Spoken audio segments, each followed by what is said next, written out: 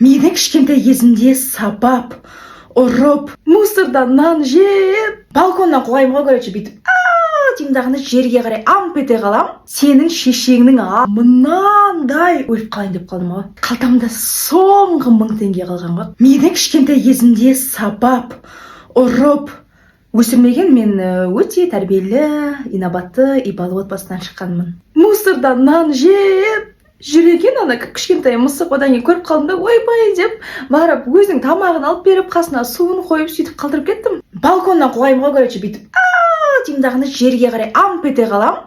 Сөйтсем ол түсім екен, бір екен, сөйтіп шошып ояндым, Сенің шешеңнің алтын қолдарымен дайындаған мантыға жетпейді деп, кәдімгідей шын көңіліме сондай комплимент айтып кеттім ғанаған. Ауырған кезімде айтпақшы, мынандай укол салады ғой маған, прикинь, жан басыма салатын мынандай укол. Анау енді аштықанда өліп қалайын деп қалдым ғой. Қалтамда соңғы 1000 теңге қалған ғой. Соңғы 1000 теңгемді алдым да, бомжға бере салдым, қой барып тамақ жесін, суын сатып алсын деп. Сөйтіп шынымен тамағын алды, суын ішті,